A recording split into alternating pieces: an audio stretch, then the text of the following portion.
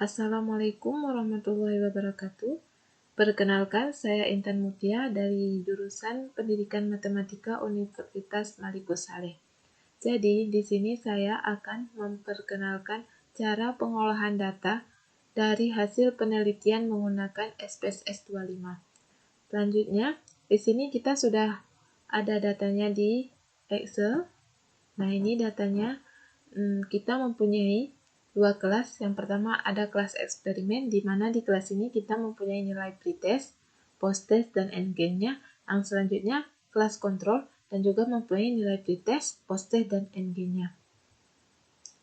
Dan di sini diperlukan juga rumus endgain-nya untuk kita buktikan apakah endgain yang ada di data kita sama dengan data yang ada yang akan kita cari. Nah, ini rumusnya, endgain sama dengan S-post kurang S-pri, diper dengan S-max dikurang S-pri. Nah, selanjutnya kita juga ada mempunyai beberapa dasar pengambilan keputusan dalam sebuah penelitian. Nah, di mana di sini kita harus mengetahui dulu dasar-dasar pengambilan keputusannya. Yang pertama di sini ada dasar pengambilan keputusan uji normalitas. Nah, selanjutnya ada dasar pengambilan keputusan uji homogenitas. Yang selanjutnya dasar pengambilan keputusan uji independent sample t-test. Yang terakhir itu ada dasar pengambilan keputusan uji non-parametric mean with mean. Nah, jika data kita tidak normal, maka kita langsung saja ke dasar pengambilan keputusan uji non-parametric mean with mean. Baik, sekarang langsung kita masuk saja ke SPSS-nya. Nah, ini SPSS-nya, di mana di sini kita mempunyai data view, di mana di sini kita nanti akan menginput data-data yang akan kita cari nanti, dan selanjutnya nih, kemudian ada variable view, yaitu untuk memberikan variabel dan atau memberikan nama-nama.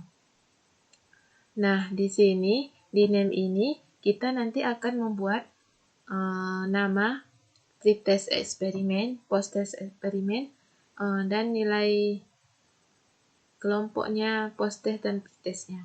Langsung saja di sini kita buat. Pertama kita buat pretest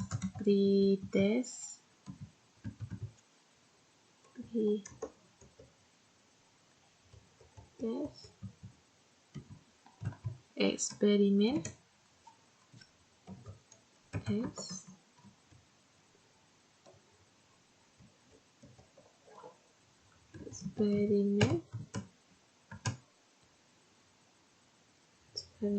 selanjutnya kita buat posttest eksperimen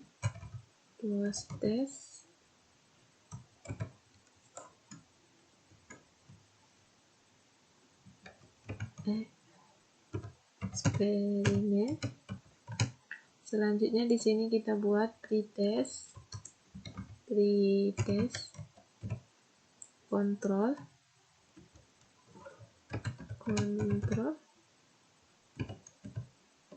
Di sini kita buat posttest kontrol.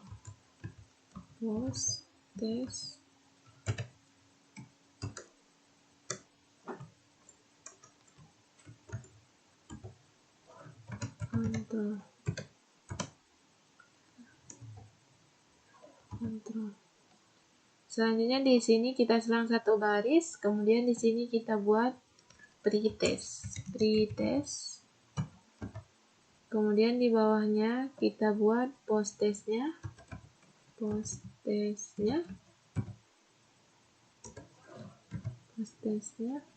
Kemudian di bawah ini yang terakhir kita buat kelompok. Nah, di sini kita sudah menginput nama-namanya, variabelnya di name. Selanjutnya kita di sini di desimalnya kita ubah dulu menjadi 0, dan ini kita buat 0 semua. 0.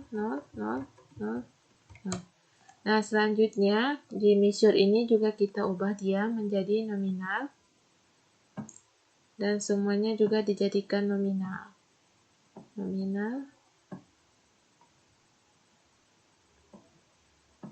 nominal.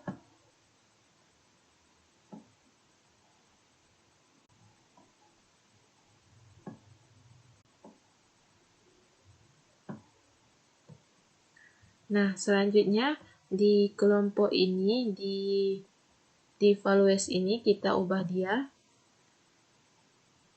Di value ini kita buat 1 dan di labelnya ini kita buat kelas eksperimen. Kelas eksperimen. Kita add, kemudian kita buat lagi 2 di sini. Di labelnya ini kita buat kelas kontrol. Kelas kontrol. Kita add juga, kita oke. Nah, di sini sudah kita masukkan dia. Nah, selanjutnya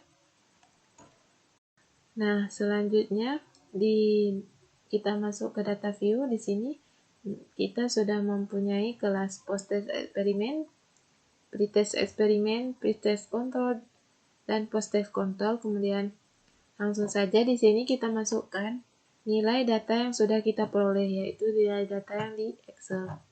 Di sini kita buat dulu nilai pre-test dan post-test kelas eksperimen.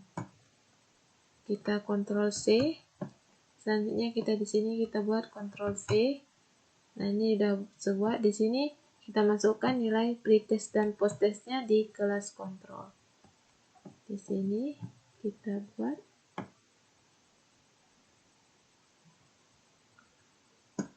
Ctrl C, kita pastekan di sini, Ctrl V. Nah, dia udah ada nilainya. Selanjutnya di pretestnya kita copy di sini, pretest posttest kelas eksperimen, Ctrl C, kemudian kita bawa ke sini, kita Ctrl V, dan selanjutnya ini pretest posttest kelas kontrol, sama juga kita pastekan, kita Ctrl C, selanjutnya kita pastekan di sini Ctrl V, dan ini sudah ada datanya, kelas kontrol, dan ini kelas eksperimen. Selanjutnya di kelompok ini, di kelas eksperimen, kita kan mempunyai data, kita buat kelompoknya kelompok 1. Jadi ini kita copy, Ctrl C, kemudian kita pastekan di sini, Ctrl V. Nah, selanjutnya kelas kontrol, yaitu kita buat di sini kelompok 2, langsung saja kita pastekan,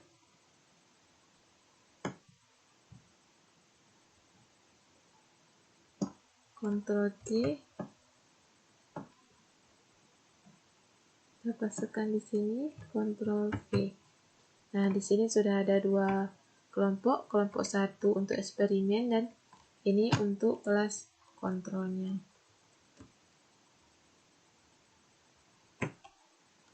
Baik, selanjutnya kita akan mencari nilai n-gain dengan SPSS ini dengan yang rumus yang sudah ada tadi di Excel ini. N-gain sama dengan S-post kurang S-pri diper dengan S-max dikurang S-pri. Nah, langsung saja selanjutnya kita bukanya di Transpose. Kita pilih komputer variabel.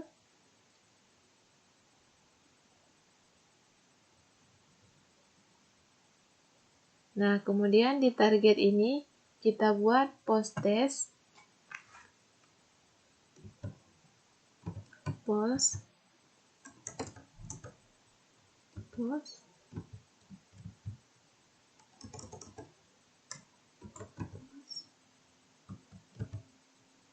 dikurang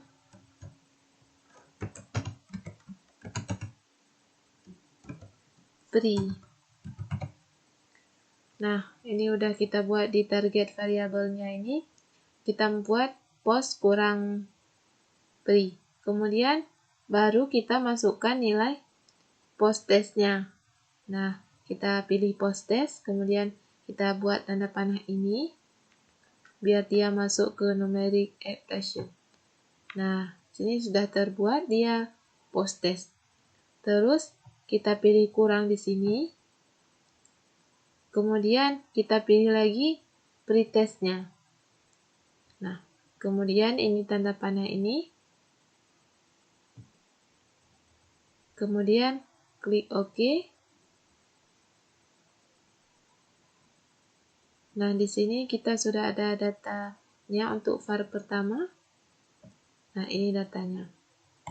Selanjutnya, kita pilih transform. Kita pilih komputer variabel. Dan di sini, di target variabel ini kita buat maksimum kurang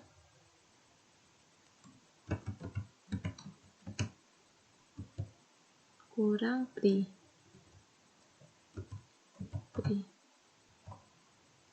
Selanjutnya, ini kemudian kita pilih di numeric expression-nya ini, kita hapus ini. Kita buat di sini 16 dikurang pretest.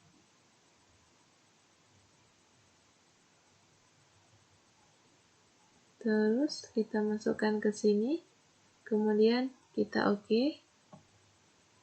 Nah, ini kita udah dapat juga untuk var selanjutnya. Nah, ini dia. Nah, selanjutnya kita pilih lagi transformnya. Kita pilih komputer variabel. Nah, di target variabel ini kita buat n-gain. N-gain-nya. N-gain. Kemudian di sini kita hapus ini di numeric expression.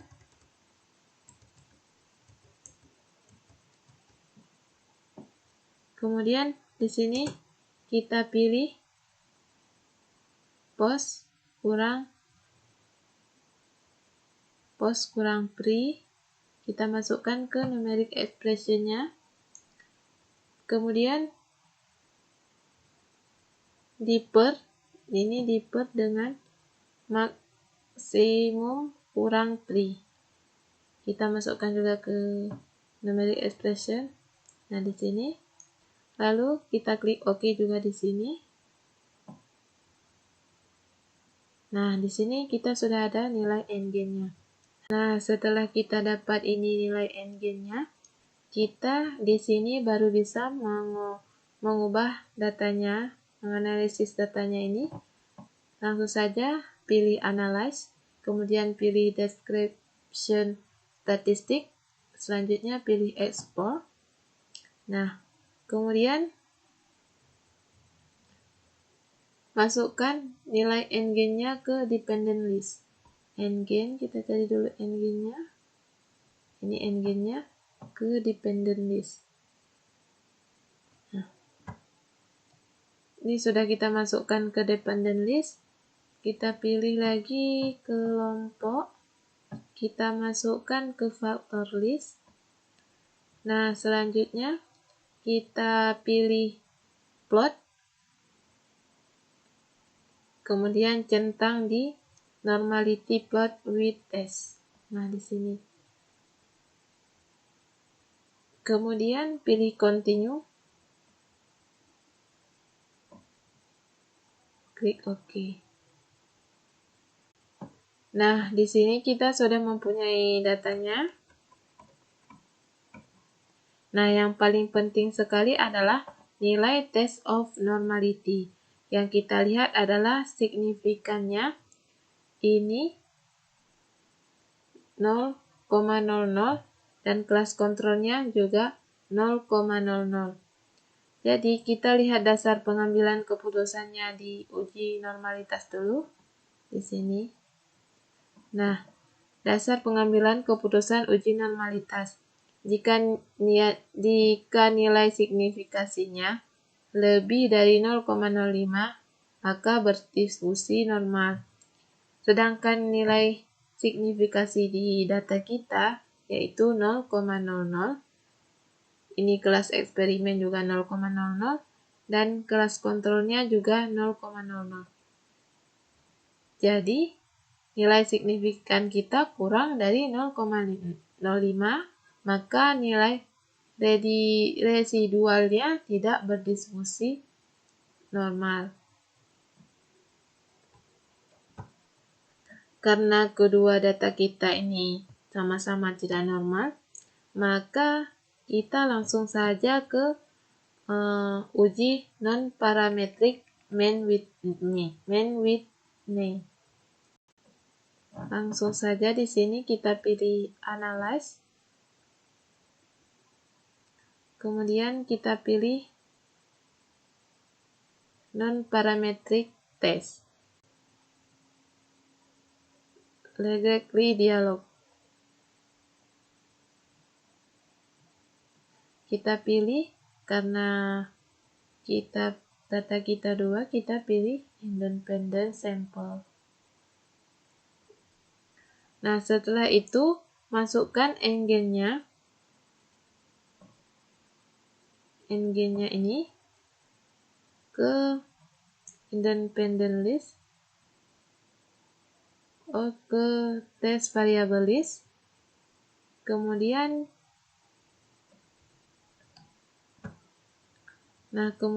kita pilih kelompok, kita masukkan ke grouping variable. Nah, kemudian di definisi grup ini kita buat grup 1, grup 2, 2. Kita continue.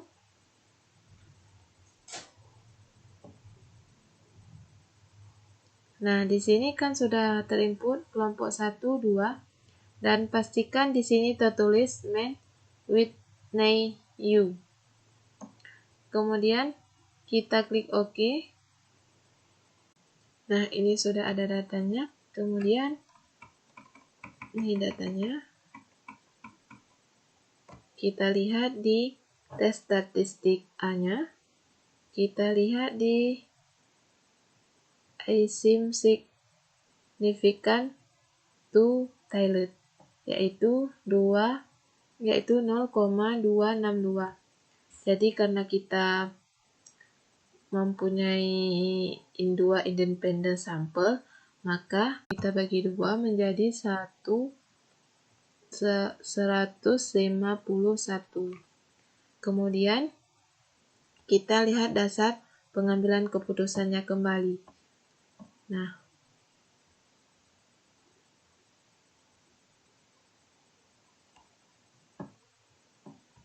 di pengambilan keputusannya, jika nilai asim signifikasinya kurang dari 0,05, maka hipotesisnya diterima karena ada peningkatan kemampuan penalaran matematis siswa. Jika nilai asimtotnya signifikasinya lebih besar dari 0,05, maka hipotesisnya ditolak atau tidak ada peningkatan kemampuan penalaran siswa. Nah, di sini kan nilainya 2,62. Jika dibagi 2, 151,